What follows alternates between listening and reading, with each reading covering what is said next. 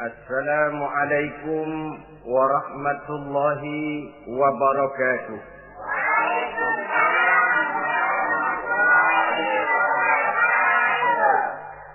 Bismillahirrahmanirrahim. Alhamdulillahi rabbil alamin. Wassalatu wassalamu ala asyrafil anbiya'i wal mursalin. Sayyidina wa maulana Muhammadin wa ala alihi wa ashabihil mujahidin at-tahirin, amma ba'du. Bapak-bapak, ibu-ibu, saudara-saudara kaum muslimin rahimakumullah. Pada pertemuan terdahulu kita telah membicarakan bagaimana memilih jodoh menurut tuntunan agama Islam. Maka pada pertemuan kali ini pembicaraan akan kita tingkatkan kepada bagaimana membina mahligai rumah tangga bahagia dengan menitik beratkan pembicaraan kepada kewajiban bersama baik sebagai suami maupun sebagai istri. Banyak rumah tangga bahagia tercapai apa yang menjadi cita-cita dan tujuan. Tetapi tidak jarang rumah tangga yang tenggelam sebelum sampai ke pantai yang akan dituju. Pada saat-saat perkenalan seseorang dalam usahanya mencari jodoh, dia merasa bahwa pasangannya itulah yang akan memberikan kebahagiaan kepadanya. Hari-hari di mana terjadi pertemuan selalu menjanjikan dan menyanyikan keindahan. Bahkan sehari tak bertemu rasa seminggu, seminggu tidak bertemu rasa sebulan, sebulan tidak ketemu pingsan. Tidak ada tanda-tanda sesuatu itu akan menjemukan. Namun setelah memasuki kehidupan bahtera berumah tangga, baru beberapa bulan saja atau baru beberapa tahun saja, semua impian tadi sirna dan musnah. Bahagia yang disangka, sengsara yang datang menimpa. Keindahan yang diharap, malah kemalangan yang tumbuh. Hal ini disebabkan orang tidak meresapi hikmah daripada kehidupan berumah tangga, tidak menyadari tanggung jawab dan kewajiban yang akan berbuntut tidak timbulnya saling pengertian, dan pada akhirnya tidak akan tumbuh ketenangan di dalam rumah tangga itu. Bukankah kewajiban akan saling memberikan pengertian, pengertian membawa ketenangan, dan ketenangan adalah tangga utama untuk mencapai rumah tangga bahagia. Oleh karena itu kita mulai saja dengan kewajiban sebagai seorang suami di dalam memimpin rumah tangga bahagia ini. Yang pertama, kewajiban seorang suami ialah mempergauli istrinya dengan baik. Setiap suami, manakala selesai dia mengucapkan ijab dan qabul di hadapan tuan pengulu atau tuan qadhi, maka ia pun mengucapkan sighat ta'liq yang berisi perjanjian dari seorang suami bahwa ia akan mempergauli istrinya dengan baik, muasyarah bil ma'ruf menurut tuntunan syariat agama Islam. Walaupun janji itu pada zahirnya diucapkan di hadapan tuan pengulu, namun pada hakikatnya itu merupakan janji seorang muslim kepada Allah Subhanahu wa taala. Ini tidak lain karena nikah dalam pandangan Islam merupakan sesuatu yang sakral, merupakan sesuatu yang suci dan bagian daripada ibadah kepada Allah Subhanahu wa taala. Dalam surah An-Nisa ayat 19, Allah Subhanahu wa taala memberikan bimbingan. Ya ayyuhalladzina amanu la yahillu lakum an tarithun nisaa karha. Hai orang-orang yang beriman, tidak dibolehkan bagi kamu mengambil perempuan secara paksa. Dengan kata lain, pernikahan harus dilaksanakan atas dasar suka sama suka. Tidak ada pihak yang terpaksa dan tidak ada pula pihak yang dipaksa. Kita hidup tidak lagi di satu zaman seperti zamannya Siti Nurbaya. Walaupun barangkali cinta memang bisa timbul setelah pernikahan, tetapi akan lebih baik kalau sebelumnya telah diawali dengan saling kenal mengenal, saling memahami latar belakang masing-masing untuk memudahkan timbulnya saling pengertian. Wala ta'diluhunna litadhhabu bi ba'di ma ataitumuhunna illa an ya'tina bi fahishatin mubayyinah. Dan jangan kamu mempersulit mereka karena ingin mengambil kembali sebagian dari apa yang telah engkau berikan kepada mereka, kecuali apabila mereka telah nyata-nyata melakukan perbuatan-perbuatan yang keji. Wa ashiruhunna bil ma'ruf, dan pergaulilah istri-istrimu itu dengan baik. Fa in karihtumuhunna, kalau kamu merasa tidak suka kepadanya, bersabarlah. Fa asa an takrahu syai'an wa yaj'alallahu fihi khairan katsira, karena boleh jadi kamu tidak menyukai sesuatu, padahal Allah menjadikan di dalam sesuatu yang kamu tidak sukai itu kebaikan yang banyak bagimu. Ini merupakan tuntunan umum betapa seorang suami harus mempergauli istrinya dengan baik, muasyarah bil ma'ruf, menurut tuntunan syariat agama Islam. Karena bagaimanapun hak milik seorang suami terhadap istrinya adalah milkul manfaat, milik untuk mengambil manfaat, bukan milkul mutlak seperti seorang memelihara budak umpamanya, yang bisa dihitam putihkan, bisa dijungkir balikan, bisa diperlakukan sekehendaknya. Itu bertentangan dengan tuntunan agama kita. Adalah kewajiban seorang suami mempergauli istrinya dengan baik. Kemudian yang kedua, seorang suami harus menaruh perhatian, menjaga kehormatan, dan bila perlu turut membantu dan menolong pekerjaan istrinya. Menaruh perhatian sampai kepada hal-hal yang kecil, sehingga si istri merasa bahwa dia mendapat perhatian.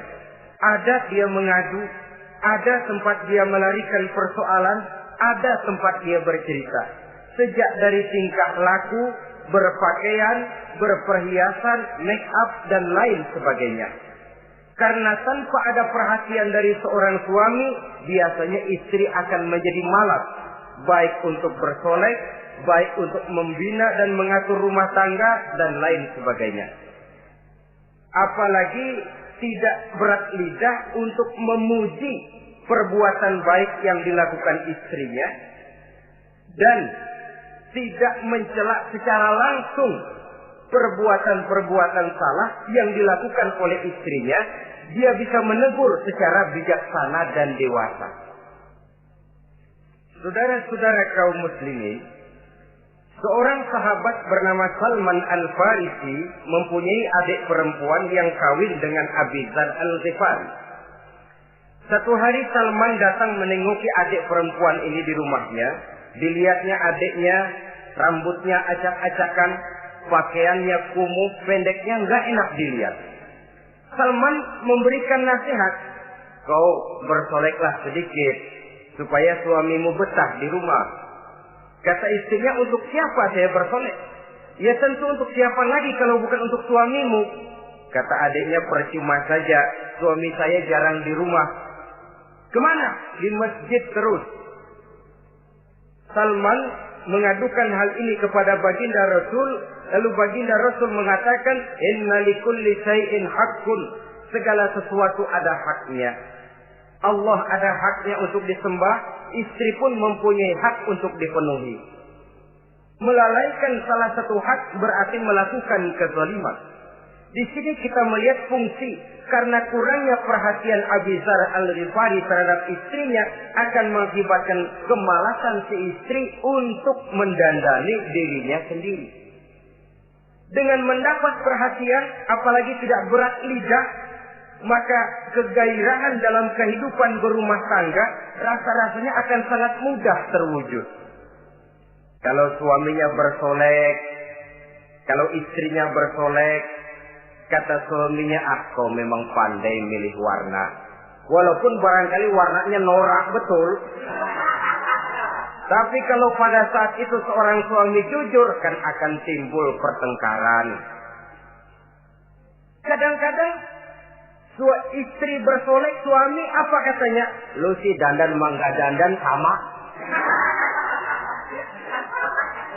Ini kan sudah tidak menghargai, tidak menaruh perhatian. Udah dah, dandan gak dandan sama, gue kenyang melihatnya.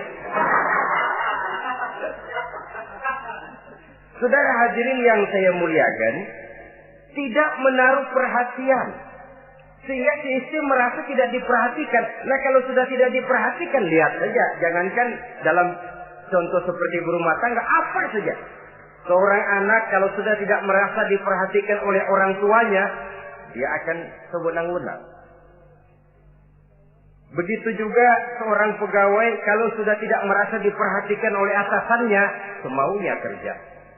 Pun seorang istri, kalau dia merasa sudah tidak diperhatikan oleh suaminya, akibatnya dia akan dandan semaunya, dia akan ngurus rumah tangga semaunya, dia akan memasak masakan semaunya.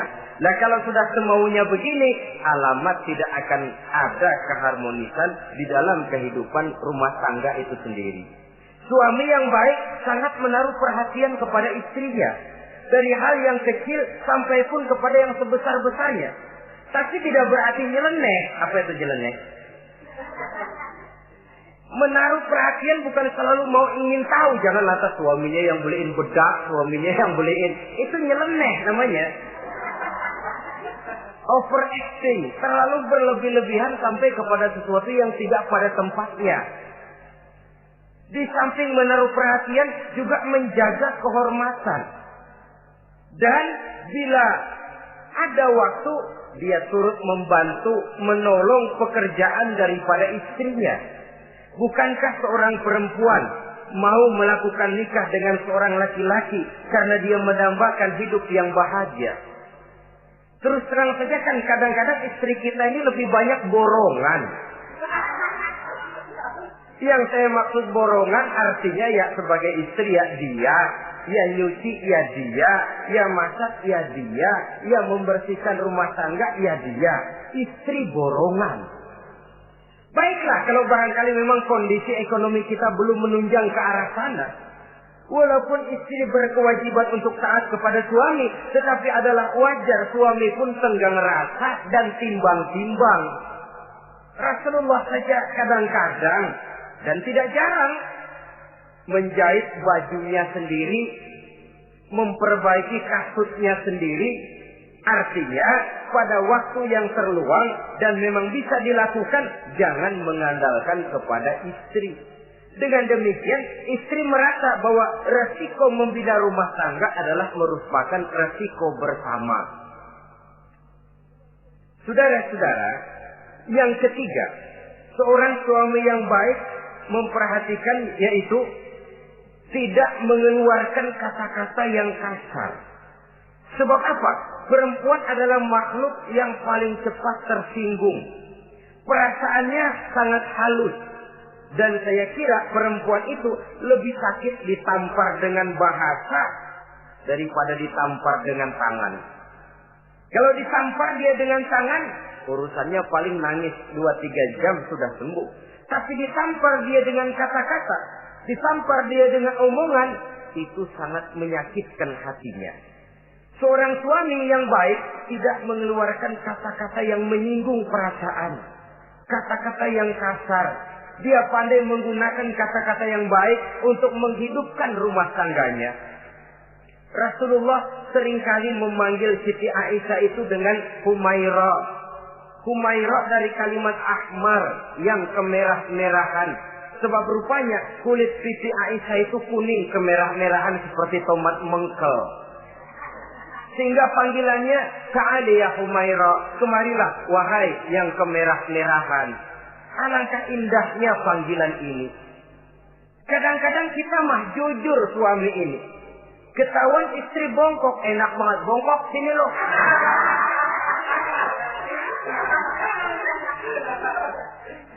Jujur tapi nyakitin. Saudara-saudara, kadang-kadang inilah ya, bahasa perbuatan sangat besar pengaruhnya dalam menciptakan keharmonisan di rumah tangga. Pacaran mah manggilnya yang, Mau kemana yang? Udah endah aja udah. Begitu berumah tangga masih indah kakanda. Punya anak satu, bapaknya anak-anak. Punya anak dua, bapak lo. Sudah 3 anaknya, bapak hilang eluh manggilnya. Panggilan ini mengalami pergeseran. Nah begitu juga suami. Ketika pacaran bukan main. Ketika baru melakukan akad nikah sedang honeymoon bulan madu, asik betul. Kemana-mana selalu bersama. Kondangan selalu bersama. Resepsi pergi bersama. Jalan bergandengan tangan. Istri sedikit terpeleset. Khawatir bukan main. Hati-hati yang.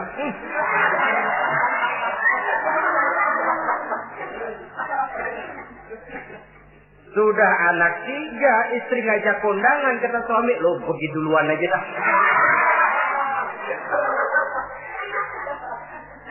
Pulang kondangan, istri laporan, bang saya kepleset. Emang lu mau mampus? Kejam betul. Hilang panggilan yang tadinya begitu mesra. Saudara hadirin yang saya muliakan, ini kata-kata. Kelihatannya kecil, sederhana, tapi sangat besar pengaruhnya dalam menciptakan rumah tangga yang bahagia ini. Oleh karena itu, soal isi hati kita, itu urusan gaib yang tahu cuma Allah. Orang lebih dahulu lihat penampilan, dan dari penampilan ini yang dinilai adalah kata-kata kita. Oleh karena itu, seorang suami yang baik, dia tidak mengeluarkan kata-kata yang menyinggung perasaan. Kalaupun dia marah betul, dia tidak mencaci maki secara langsung. Dia bisa menggunakan kata-kata kiasan. Maka agama memberikan tuntunan, kalau seorang suami marah, jangan memukul muka. Dan mukul pun bagian terakhir. Jangan jalan pertama. Kadang-kadang ada juga loh Pak, suami marah sama istri persis korambil ngebukin maling. Aduh, gelebuk gak karuan. Jangan, kata agama, kalau kau memang ya melihat tingkah laku istrimu yang tidak enak, tegur dengan kata-kata lemah lembut. Lemah lembut tidak bisa, sedikit keras. Sedikit keras masih nekat, bentak. Bentak pun tidak bisa juga, pisah tempat tidur. Pisah tempat tidur masih tidak bisa juga, pukul. Jangan mukanya, bagian lain dari tubuh. Itu pun tujuannya bukan untuk menyakiti, tapi untuk mendidik. Saudara hadirin, misalnya istri tidak sholat, suami tampil, bu sholat. Mboknya malu sama tetangga kalau nggak sholat. Dengan lemah lembut masih tidak kena. Besok kencengan dikit ngomongnya. Mari kan udah saya bilangin sholat 2 kali, belum mau juga. Oh sholat jadi. Mulai naik tensi omongan. Masih nekat. Begini saja. Saya dari kalem sampai bentak udah. Sekarang kamu nggak mau juga sholat, saya mulai nggak enak pikiran. Mulai ntar malam kamu tidur kamar depan, saya kamar belakang. Pisah tempat tidur. Kadang-kadang kan nggak kuat emosi kalau sudah marah sama istri, ngebludak kalau istri diusir sudah pulang ke rumah moyangmu.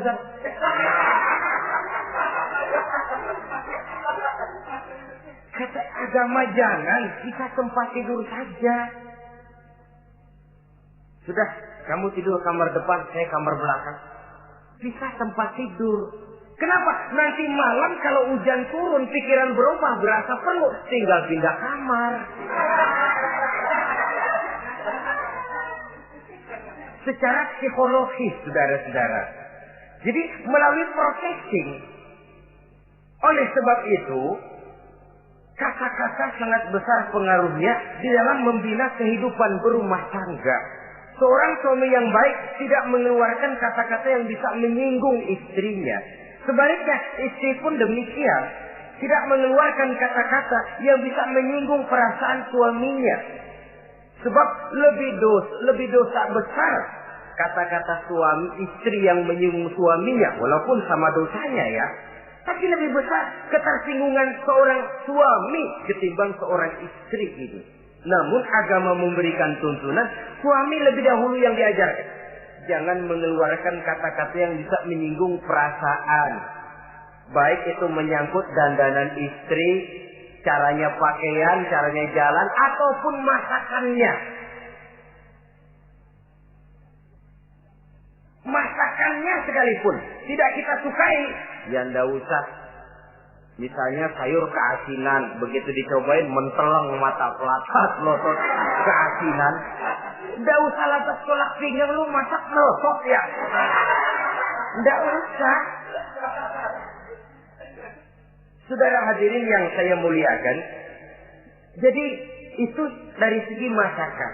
Dari segi pakaian, umpamanya istri kita berpakaian tidak sesuai dengan tuntunan agama, cukup kita bisa berkata, pakaianmu sebenarnya bagus, motifnya, potongannya, kainnya, cuma mbok kok kelihatannya kok potongan badanmu kok kelihatan betul dengan terbungkus pakaian seperti itu. Alangkah lebih baiknya, nah dengan demikian istri nggak terlalu tersinggung daripada sudah dandan bagus-bagus. Lalu istri suami ngobrol kata yang gak enak. Bagus lo kayak nangka dikrosorin.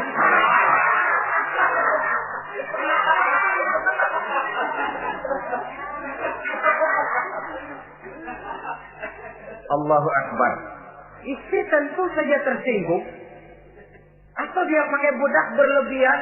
Ya tentu dia pun begitu karena ingin ada kebanggaan suami jalan dengan dia merasa bangga. Tapi over. Bedaknya berlebihan, lipstiknya berlebihan. Suami usil, begitu mau berangkat ke undangan, istrinya keluar nanya, mau main topeng monyet di mana?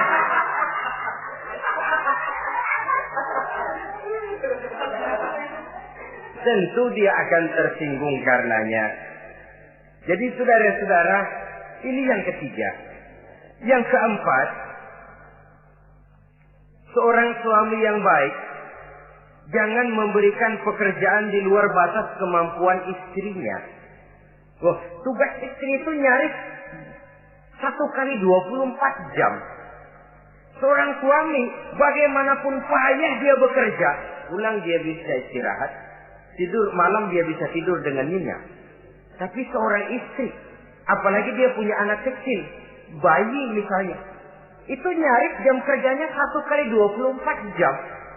Sejak bangun tidur sampai tidur lagi, bahkan tidurnya pun selalu diusik oleh anaknya. Anaknya kalem, bapaknya ngusik.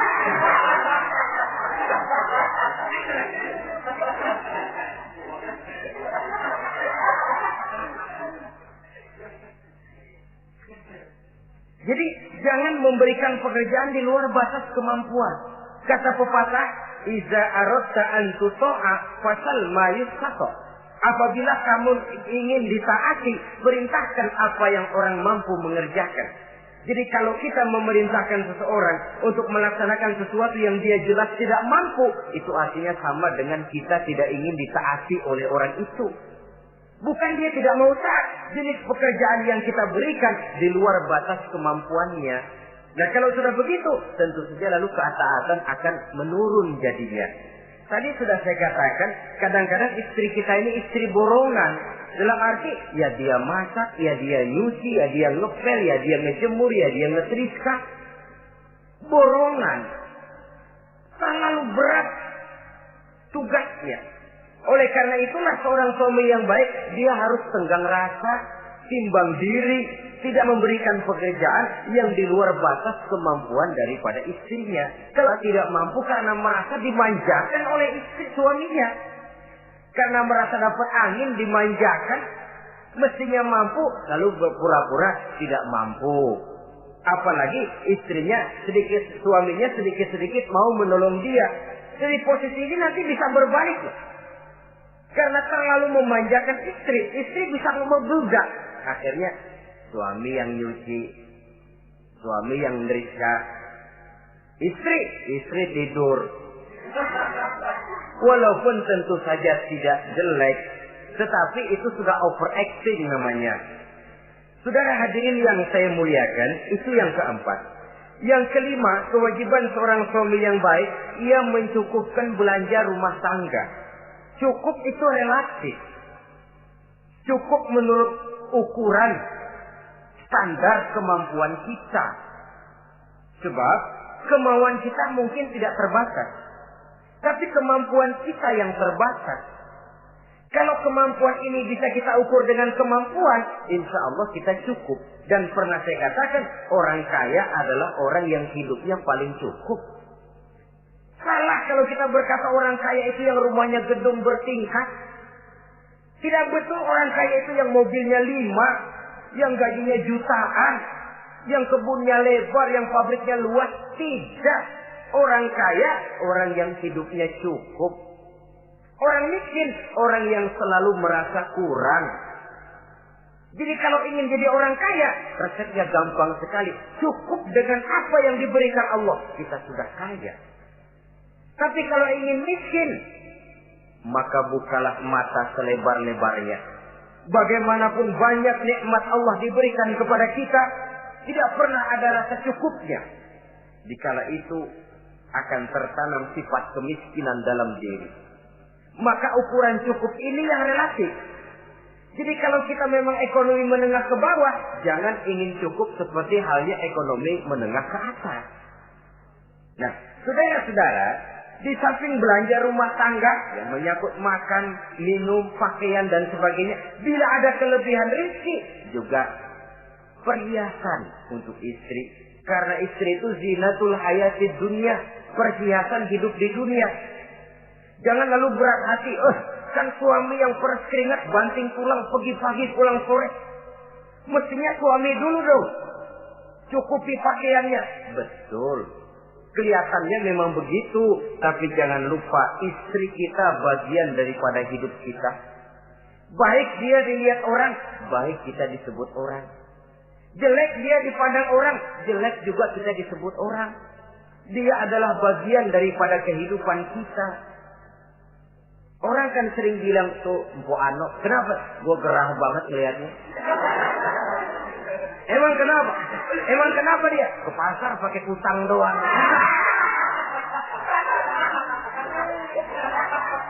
Kata temennya, terang aja dia kan binnya si Meun itu. Si Meun yang nggak tahu apa-apa ikut kesebut-sebut. Istri adalah bagian daripada kehidupan kita. Zolim seorang suami, mentang-mentang dia merasa dia yang cari duit, lalu buat dirinya dia beli pakaian yang mahal-mahal. Istrinya cuma nggak karung doang dipakai. Istri adalah bagian daripada hidup kita. Baik dia dilihat orang, baik kita disebut orang. Jelek dia dilihat orang, akan jelek juga kita jadi pembicaraan orang. Ini tidak lain karena dia merupakan perhiasan bagi suami dan bagian daripada kehidupan seorang suami.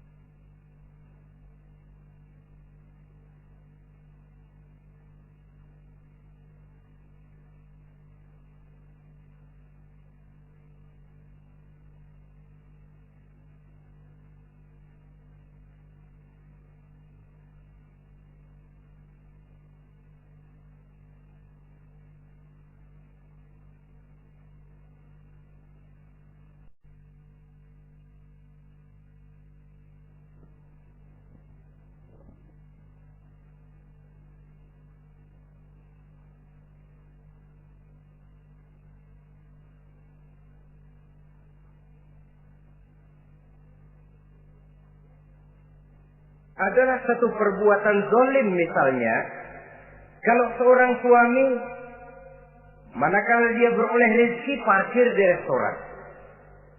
Kalau tidak ada duit baru dia pulang ke rumah. Sementara dia enak makan makanan yang serba nikmat dan lezat di restoran yang serba ada, istrinya di rumah cukup kangkung saja sama toge. Adalah satu perbuatan yang zalim dan istri berhak menuntut karena itu memang merupakan haknya. Begitu besar nilai pahala memberikan nafkah ini, Sampai-sampai Nabi dalam hadis yang diriwayatkan oleh Imam Muslim dan Ahmad bersabda, dinarun anfaqtahu fi sabilillah wa dinarun anfaqtahu ala rukbatin wa dinarun tasaddaqta ala miskin wa dinarun anfaqtahu ala ahlika a'zamuha ajran allazi anfaqtahu ala ahlika. Uang yang kamu belanjakan di jalan Allah, uang yang kamu belanjakan untuk membebaskan budak, uang yang kamu sedekahkan kepada orang miskin, dan uang yang kamu belanjakan untuk nafkah keluargamu, pahalanya itu lebih besar uang yang kamu belanjakan untuk nafkah keluargamu. Ya Allah. Jadi rupanya nilainya sedemikian besar. Saudara hadirin yang saya muliakan, ini kewajiban yang keempat. Yang kelima maksud saya. Yang keenam, kewajiban seorang suami, dia berusaha untuk meningkatkan pengetahuan daripada istrinya, membimbing. Sebab selain daripada berfungsi sebagai seorang suami, dia juga adalah guru daripada istrinya. Kalau dia tidak bisa membimbingnya secara langsung, setidaknya doronglah istrinya untuk ikut menghadiri pengajian, majelis-majelis taklim, bergaul dengan ustazah-ustazah, sehingga terdapatlah peningkatan pengetahuan. Paling kurang pergaulannya bertambah luas, cakrawala pandangannya juga tidak jadi sempit karenanya. Sebaliknya, peluang ini pun harus dimanfaatkan oleh istri dengan sebaik-baiknya, dengan niat yang ikhlas keluar dari rumah untuk mencari ilmu pengetahuan. Yang repot kadang-kadang dari rumah berangkat ngaji, sampai di pengajian suaminya diakur-akurin.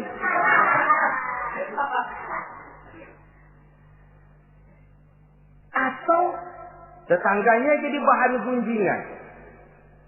Ngajinya cuma setengah jam, ngomongin orangnya sejam setengah. Ini malaikat bingung, kacau amat ya orang.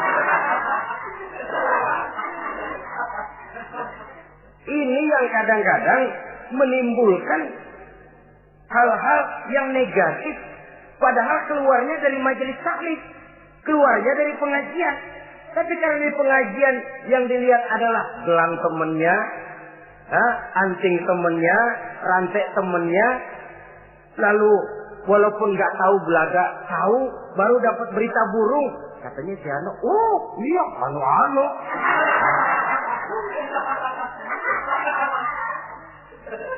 Saudara hadirin yang saya muliakan, akhirnya nanti kan suami jadi pegel. Lu kok disuruh ngaji bukan mikir bener, pulang malah gua digonggong-gonggong minta gelang, bagaimana? Rupanya tidak memanfaatkan peluang yang diberikan itu seperti yang seharusnya. Jadi kalau memang seorang suami tidak bisa membimbing istrinya dalam arti meningkatkan ilmu pengetahuannya, doronglah dia, berikan kesempatan untuk menghadiri pengajian, majelis-majelis taklim yang akan lebih membuka nuansa pergaulan, lebih meluaskan pandangannya, dan ada refreshing. Nah ini penting. Apakah kita suami ini pernah membayangkan bagaimana kalau kita 1 kali 24 jam mesti ada di rumah saja? Tiap hari menghadapi yang itu juga. Apa tidak timbul kejenuhan? Kalau kita begitu, apa istri kita juga tidak begitu? Karena itu sangat bijaksana kalau ada waktu luang, Boya ajaklah istri dan anak-anak makan di rumah makan. Kalau ada kelebihan rezeki loh ini ya. Tapi jangan maksa-maksa. Karena terlalu ingin lalu ngutang dulu sama temen. Itu juga nggak betul. Niatnya baik, cuma ngutangnya itu nanti yang jadi nggak betul. Ya, refreshing, relax, santai. Apa itu ke Taman Safari, apa itu ke Bogor. Supaya istri ini merasa ada selingan dalam hidup. Tidak jenuh, tidak monoton. So kalau dia jenuh, akhirnya kan wah ublek-ublek di depan dapur mulu.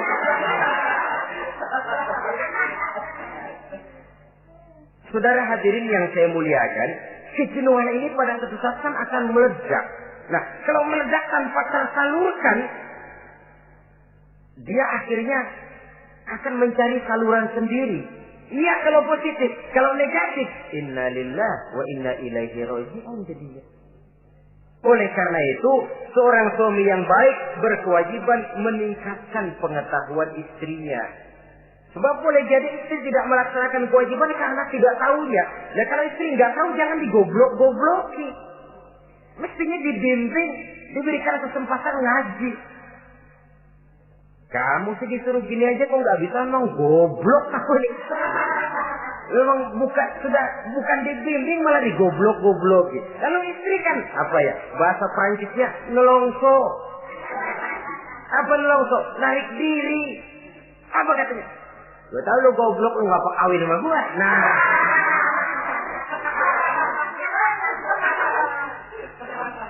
Atau pada kata yang lebih gak enak, gue digoblok-goblokin juga, dipakai juga. Nah.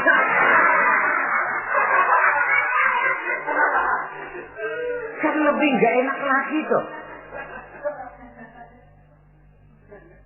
Jadi saudara-saudara, hal-hal yang memerlukan kesabaran ini memang menuntut kedewasaan dari seorang suami. Dia kalau baru 1-2 bulan berumah tangga, segalanya masih menjanjikan dan menyanyikan keindahan. Tapi makin hari kita bergaul di rumah tangga, kita makin tahu karakter, mental, watak daripada istri. Kekurangannya mulai kelihatan, keburukan wataknya mulai nampak.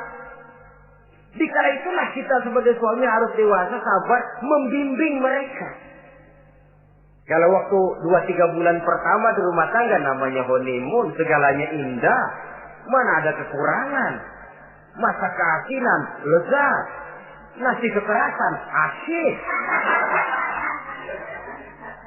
Segalanya nggak pernah salah, selalu betul. Suami, istri masak keasinan.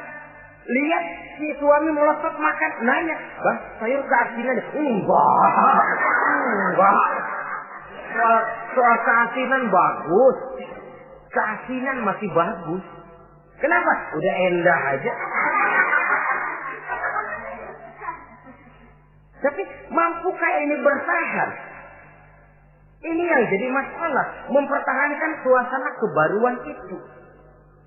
Saudara hadirin yang saya muliakan, yang ketujuh, kewajiban suami ini, suami yang baik memberi kesempatan kepada istri untuk nengok, bersilaturahmi dengan orang tuanya, kerabatnya atau tetangganya. Walaupun nanti ya, istri tidak boleh menggunakan ini secara salah. Karena apa? Karena orang tua dan mertua itu cuma istilah. Hakikatnya ya sama, ya mertua ya orang tua. Ya apalagi orang tua. Itu cuma satu istilah. Perbedaan istilah tidak harus menyebabkan kita berbeda sikap. Jangan kalau mertua yang datang, suami curiga. Kalau istri didorong-dorong. Babelu tuh datang. Babelu katanya. Lalu belum apa-apa sudah buruk sangka. Biasa Babelu. Biasa katanya. Nah, biasa ini sudah gak enak tuh. Biasa datang bawa jeruk, pulang minjem duit. Allahu Akbar. Ini kan sudah menanamkan rasa gak enak. Malah akan lebih baik kalau mertua yang datang, suami menyambut lebih dahulu. Tidak akan nampak kecintaannya. Tidak lagi membedakan antara mertua dengan orang tua karena cuma sekedar istilah. Memberikan kesempatan. Dan seorang istri pun, walaupun akan ke rumah orang tuanya sendiri, izin suami itu wajib. Jangan merasa, saya kan mau ke rumah orang tua sendiri, kepada orang tua kan ibadah, wajib, betul. Tapi setelah punya suami, ranking pertama suami. Bukankah saudara pernah dengar satu riwayat, seorang sahabat akan pergi jihad di jalan Allah, perang membela agama. Ketika akan berangkat, dia pesan sama istrinya, aku mau perang membela agama. Aku pesan, kalau aku belum pulang ke rumah, kau jangan keluar rumah. Baik bang, berangkatlah si suami dengan iringan doa istrinya. Nah, ini istri yang baik ya. Suami pergi kantor, istri doa. Di situ letak kerjasama. Suami buka warung, istri sembahyang duha. Di situ letak kerjasama. Ya Allah, kata istri dalam doanya itu, mudahkan rezeki suami saya. Kalau memang rezekinya masih di langit, turunin ya Allah. Kalau masih terpendam di perut bumi, keluarkan ya Allah. Kalau masih jauh, dekatkan ya Allah. Ikhlas melepas suami dengan iringan doa. Suami pun berusaha, lulapan terasa jalannya. Tapi kalau dari berangkat keluar rumah sudah dilepas oleh bemo. Tahu bemo? Moyo. Itu suami berangkat juga hatinya sudah kusut. Sudah tidak dilepas dengan doa. Lalu istri juga barangkali suaminya berangkat ngedumel. Ya, jangan dikasih rezeki dah Tuhan, tadi dikasih rezeki gak kawin lagi. Nah.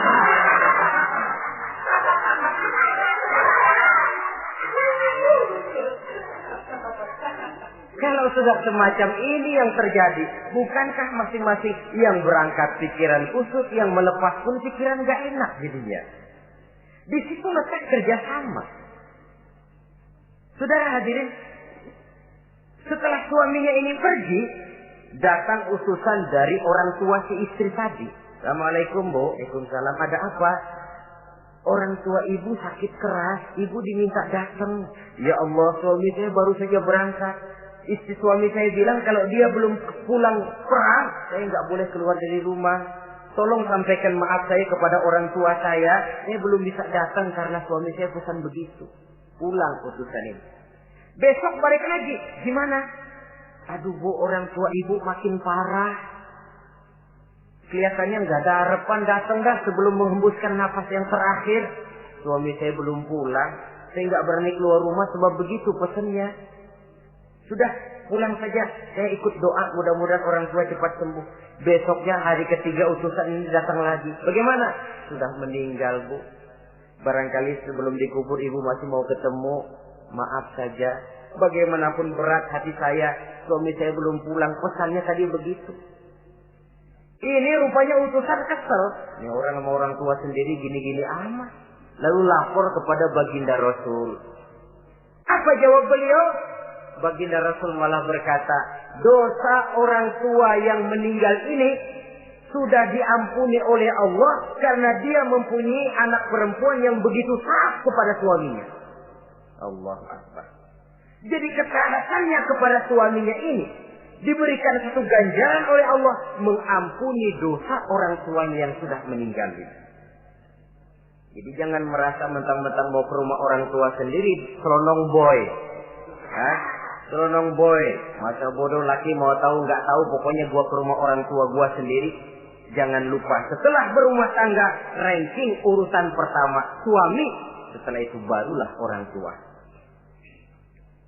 Saudara hadirin yang saya muliakan, begitu juga istri yang baik mendapat izin dari suaminya. Bu, tolong ambilin uang di dompet. Sudah izin. Istri yang baik, dompet-dompetnya dibawain. Ini saja Bang, ambil sendiri. Nanti saya ambil 10.000, merasa kurang 20.000, lagi ambil saja sendirilah. Lain dengan istri yang nyelongcong, lagi pergi mandi dompet acak-acakan.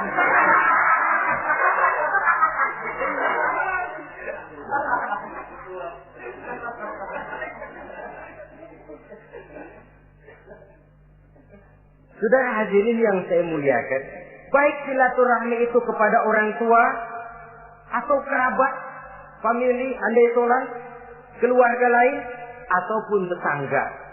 Tetangga itu perlu sepanjang dia menghasilkan nilai-nilai positif. Karena memang kita makhluk bermasyarakat. Yang tidak boleh kalau dengan bertetangga itu lalu menghasilkan hal-hal yang negatif. Saudara hadirin, yang kedelapan, seorang suami yang baik wajib bersikap lapang dada dan sabar menghadapi kekurangan-kekurangan yang ada pada istrinya. Lapang dada dan sabar. Sebab memang membangun manusia itu lebih sulit dari membangun jembatan. Kalau memperbaiki jembatan mungkin seminggu 2 minggu selesai. Tapi memperbaiki watak seseorang memerlukan waktu lama. Prosesnya diperlukan kesabaran, sikap lapang dada dan sebagainya. Seorang suami harus bersikap lapang dada dan sabar menghadapi kekurangan-kekurangan yang ada pada istrinya. Dan kekurangan-kekurangan itu tidak harus dia ceritakan kepada yang lain. Kan ada toh kadang-kadang Suami kalau ngobrol sama temennya, kekurangan istrinya jadi topik diskusi. Ini gue payah banget dah. Lu nggak ada yang nanya, istrinya dipayahin di mana-mana. Kayaknya nggak malu. Mengorek aib sendiri kan menepuk air di dulang, toh itu artinya. Kalau aib istri kita ceritakan di mana-mana, bukankah artinya kita juga menceritakan aib kita sendiri? Karena istri bagian daripada kehidupan kita. Sebagaimanapun seorang istri tidak wajar menceritakan aib dan kekurangan suaminya di mana-mana. Malah dia harus menutupi. Malah kelemahan-kelemahan dan kekurangan suaminya harus dia jaga. Dia tetap bangga. Di mata saya, suami saya adalah Arjuna yang tidak punya kekurangan apa-apa. Kalaupun orang bawakan berita, tidak betul itu. Walaupun hatinya panas, tapi dia masih bisa menunjukkan wajah yang sejuk, senyum dalam hati yang panas. Sebab saudara-saudara, apabila kita tidak punya filter, ini kadang-kadang kita mau tenang, kita bisa dibakar oleh yang lain. Tapi kalau ada filter, kita bisa menyaring, boya masa iya. Sehingga dengan demikian, sikap lapang dada dan kesabaran ini, walaupun diutamakan adalah merupakan kewajiban suami, juga sekaligus merupakan imbangan daripada si istri. Nah, kemudian yang ke-9, seorang suami wajib berpenampilan bersih dan rapi di hadapan istrinya. Sehingga tanpa anggun. Anggun ini lalu menimbulkan wibawa. Nah, dari wibawa lahir rasa hormat. Tapi kalau suami di depan istrinya kelihatan butut, rebek, jelek, belek,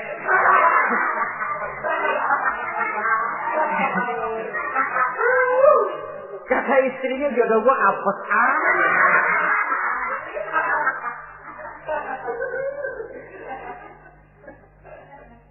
tidak akan timbul kewibawaan. Nah, kalau sudah tidak timbul wibawa, dia bagaimana si istri itu akan merasa dia wajib taat kepada suami.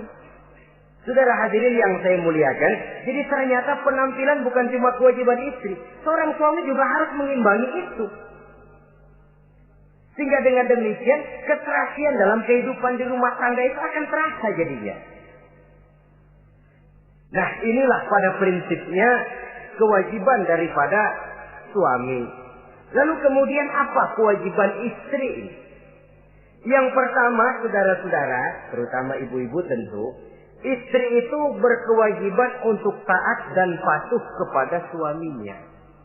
Sepanjang perintah suaminya itu tidak untuk bermaksiat kepada Allah. Jangankan amalan yang mubah, amalan yang sunnah saja tidak diizinkan oleh suami, masih dikerjakan oleh istrinya. Dosa. Itu amalan sunnah. Misal saja ini ya. Suami kebetulan ngambil cuti. Hari Senin ada di rumah. Begitu malam Senin, kata si istri, "Bang, besok kan hari Senin, saya mau puasa sunnah." Karena istrinya santri, biasa puasa Senin Kemis. Kata suaminya, "Lu tega amat, gua tumben perek Senin. Senin ada di rumah lalu mau puasa, gua lu suruh ngapain?"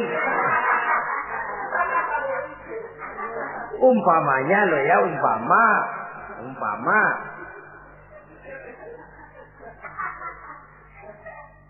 Lalu tanpa izin si suami, istri puasa juga, puasa sunnah. Bukan saja tidak mendapat pahala, malah dosa hukumnya. Ini amalan sunnah. Apalagi timbang pergi arisan. Apalagi timbang pergi tetangga. Amalan sunnah tidak mendapat izin daripada si suami, dosa untuk dikerjakan.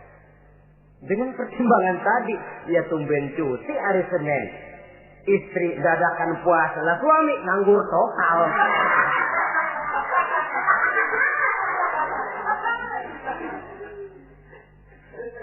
Saudara hadirin yang saya muliakan, Nabi bersabda, "Ayyuma imra'atin matat wa zawjuha anha radin illa dakhalatil jannah."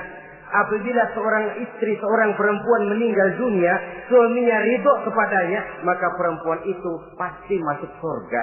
Ini artinya kalau seorang perempuan meninggal dunia, ya dia tukang ngaji, ya puasa Senin Kemisnya rajin, ya sujudnya hebat, tapi dia meninggal suaminya enggak ridho, pintu surga belum dibukain sampai suaminya ridho kepadanya. Ini begitu besar kewajiban untuk taat. Nah, di sini suami wajib ngimbangi. Jangan mentang-mentang istri wajib taat, lalu suami overacting, kerjanya cuma tulak pinggang sama nunjuk. Lo, kalau gue bilang nyungsep, ya enggak. Contoh dari baginda Nabi tadi sendiri kok, beliau itu menjahit bajunya, memperbaiki kasusnya. Yang bisa, ya kerjakan, nggak usah ngandeli. Saudara hadirin, yang kedua, seorang istri berkewajiban untuk memperlihatkan budi pekerti yang baik kepada suaminya. Lah, budi pekerti itu yang baik yang bagaimana? Yang diisyaratkan oleh Nabi. Apa kata beliau? Khairun nisa, perempuan yang baik ialah man sarratka iza absorta, yaitu yang mengembirakan kamu apabila kamu memandang kepadanya. Satu, ini termasuk budi pekerti yang baik. Apabila dipandang oleh suaminya, dia pandai menyenangkan, menggembirakan hati suaminya. Jadi, tolong ibu-ibu, jadilah istri yang siap pakai. Nah, itu tuh. Itu istilahnya. Anytime already, standby. Ya. Apabila dipandang, dia sanggup menggembirakan hati suaminya. Suami pulang dari pasar dagang rugi, istrinya tampil. Itulah bang romantikanya dagang. Mbak ya sekali-sekali rugi. Apa Mbak ya selalu untung? Gelombang laut saja pasang surut. Lah suami kan merasa ada air penyejuk. Ini termasuk menggembirakan. Jangan suami sudah pulang dari pasar rugi, mikul panjang, ngos-ngosan sampai rumah istri keramah. Lasar lu laki goblok. Dagang pakai rugi. Ini kan suami sudah di pasar rugi, sampai rumah digoblok-goblokin. Nah itu nanti ya efeknya, suami itu kalau sudah istri nggak menyenangkan hatinya di rumah, si suami itu kena penyakit yang istilah sekarang ini penyakit broken home. Nah penyakit nggak betah di rumah. Mestinya dia kumpul di rumah, dadakan di pos ansik dia kongkok. Sampai subuh lagi, sampai subuh. Sampai subuh. Saudara hadirin yang saya muliakan. Pandai menggembirakan, menjadi penghibur. Usaha suami gagal, dagangnya rugi. Gairahnya bekerja menurun. Di saat itu istri tampil jadi pengimbang yang baik. Sehingga dengan demikian istri suami lalu merasa ada sedikit air penyejuk. Apabila dipandang, dia pandai menyenangkan hati suaminya. Bagus kalau seorang istri pada saat ada suaminya di rumah dia berdandan. Dan suaminya tinggal di rumah dia apa adanya. Dan keliru besar. Sebab dandannya seorang istri dengan niat untuk menyenangkan hati suaminya merupakan ibadah. Saudara hadirin, ciri yang kedua dari budi pekerti yang baik seorang istri itu apa? Wa tuti'aka iza amarta. Kalau diperintah, dia taat kepadamu. Diperintah, dia taat sepanjang perintah itu tidak untuk bermaksiat kepada Allah. Yang ketiga lagi cirinya watahfazu ghibataka fi nafsiha wa malika. Dia dapat menjaga diri baik pada waktu kamu tidak ada, baik menjaga dirinya sendiri ataupun menjaga hartamu. Tidak menggunakan kesempitan di dalam kesempitan. Ini ciri dari budi pekerti. Yang ketiga, sekarang kewajiban seorang istri dapat mengatur rumah tangga dengan baik dan rapi. Mengatur rumah tangga itu kan tidak perlu biaya yang mahal-mahal. Asal ditempatkan pada tempat yang serasi, komposisi warna yang cocok, tidak perlu perhiasan yang mewah-mewah. Orang lalu terkesan, rumahnya ini sejuk ya. Kenapa? Tata ruangannya kok enak dilihat, apik. Enggak karena mentang-mentang semua kepengen dilihat orang, semua ditaruh di ruang tamu. Sampai tempayan piring naik ke ruang tamu semua. Walaupun mahal, tapi kalau tidak pada tempatnya kan orang lalu, ini kok terlalu amat ya. Dapat menata. Dan menata ini tentu karena pergaulan. Saudara hadirin yang saya muliakan, sehingga dengan demikian ada suasana kebetahan. Orang di rumah itu merasa seperti, itulah yang dikatakan Nabi, baiti jannati, rumah tanggaku laksana surga bagiku. Laksana kebun, tempat di mana kita melepaskan lelah, tempat di mana kita menemukan ketenangan, tempat di mana kita menemukan refreshing dari segala kejenuhan dan kelelahan akibat tugas-tugas yang kita hadapi, baik di kantor, di tengah masyarakat, di pasar dan lain sebagainya. Yang keempat, jangan menambah kesulitan suami. Syukur kalau malah bisa membantunya. Bahwa ada seorang istri yang bekerja itu bagus, asal bisa menjaga diri dan bisa menjaga kepercayaan dan kehormatan daripada suaminya. Dan suami pun yakin bahwa jenis pekerjaan yang dikerjakan oleh istrinya itu tidak bertentangan dengan agama. Tapi malah kalau si suami yang mempekerjakan istrinya, mengeksploitir istrinya, ini zalim. Istrinya yang disuruh kerja, suami ongkang-ongkang kaki di rumah, istrinya yang peras keringat banting tulang. Ya kalau kerja, kalau dikerjain lebih parah lagi. Kan tidak sedikit toh problema rumah tangga semacam ini. Sehingga dengan demikian akhirnya apa? Kendali rumah tangga di tangan istri. Karena istri merasa dia yang cari duit. Istri merasa dia yang berusaha. Kenapa dia tidak mengendalikan rumah tangganya?